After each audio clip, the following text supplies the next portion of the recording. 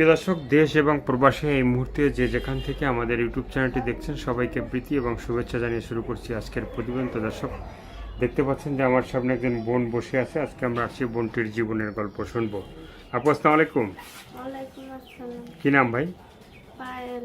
পায়েল আপু কি ভালো? না ভাই, তেমন ভালো না। কেন ভালো নয় ভাইয়া? অনেক কষ্ট আছে তারপরে। মানে অনেক কষ্টে, মানে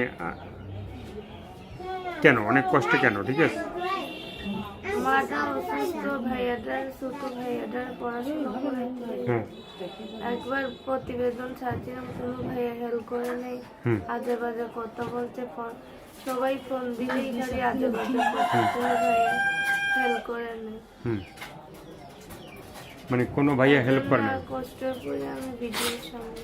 মানে একবার যে প্রতিবেদন করা হয়েছে, হ্যাঁ, হ্যাঁ। সেখানে কি কোনো ভাই কি মনের মতো পায়েলের হয় না? না, হ্যাঁ সব ভাইয়েরা এমনি ফালতু কথা বলছে, হ্যাঁ খারাপ খারাপ বাজে বাজে কথা বলছে। ভাইয়েরা কেউ হেল্প করে না। 2 দিন 3 দিন কথা বলছে আর কেউ ফোন দেয় না। ফোন দেয় না? মানে সবাই কি খারাপ? মানে সবাই কি খারাপ কথা বলছে? হ্যাঁ, সবাই না খারাপ। কেউ কি ভালো কথা বলে না?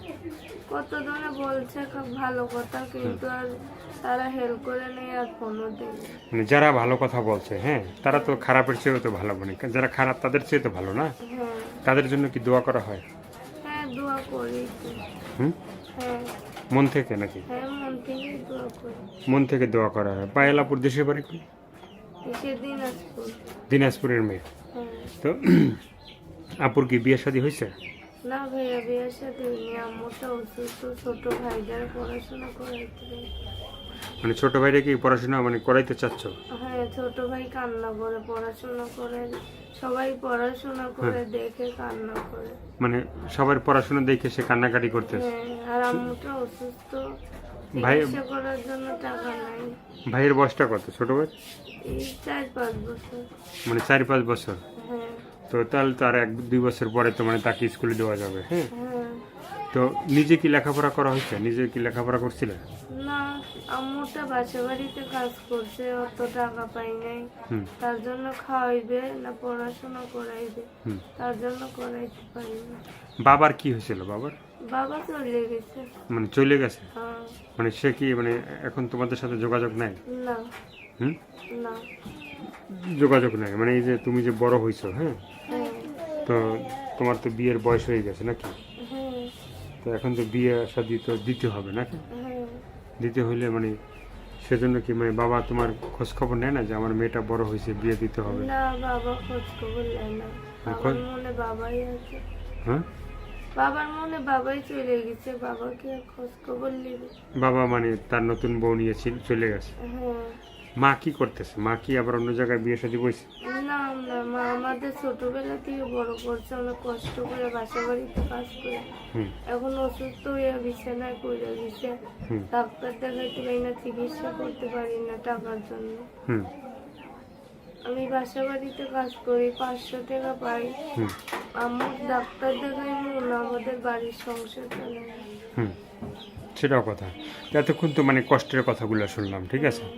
তো পায়েলাপুর কি জীবনে কোনো মানে ভালোবাসার কোনো গল্প আছে যেটা মানে শোনা যাবে? না। হ্যাঁ, না। আছে না যে একটা মেয়ে মানুষ যখন বিয়ে না হয়, ঠিক আছে, তো সে তখন দেখা যায় মানে হয়তো মানে কারোর সাথে মন দেওয়া নেওয়া হয়, প্রেম ভালোবাসা হয়, হ্যাঁ, তো এই ধরনের কেউ আছে? মনে আমার ওইসব নাই। অনেক সময় দেখা যায় লেখাপড়া করতে গেলে স্কুল জীবনের সহপাঠীদের সাথে মানে প্রেম ভালোবাসা হয়। অনেক সময় দেখা যায় মানে নিজেদের যে কাজিন থাকে, মামাতো খালাতো ফুফাতো, হ্যাঁ, ভাই বোন থাকে, চাচাতো, তাদের সাথেও প্রেম ভালোবাসা হয়ে যায়। না। তো সেই ধরনের মানে কোনো মুহূর্তে দেখা যাবে? ইমু কোথায় পাবো ভাইয়া? যদি কোনো মানুষের দয়া লাগে, হুম বিয়া করতে চায়, তাইলে আমারে যদি ইমু ফোন কিনা দেয়। মানে তোমার যে ফোনটা আছে সেটা কি, মানে সেটা কি ফোন? এইটা বাটন ফোন। বাটম ফোন? হ্যাঁ। মানে এটা কি মানে এটা তো আর ইমো নেই না? না। এটা তো আর ইমো হবে না। না, যে তোমাকে ভালোবাসবে, যে মন থেকে ভালোবাসবে সেই ভাইয়াই তো কিনা দিবে, সারা জীবনের সাথে। সাথী হবে? হ্যাঁ। মানে যে তোমার ভালোবাসার মানুষ হবে তার সাথে কি তুমি ইমোতে কথা বলবা?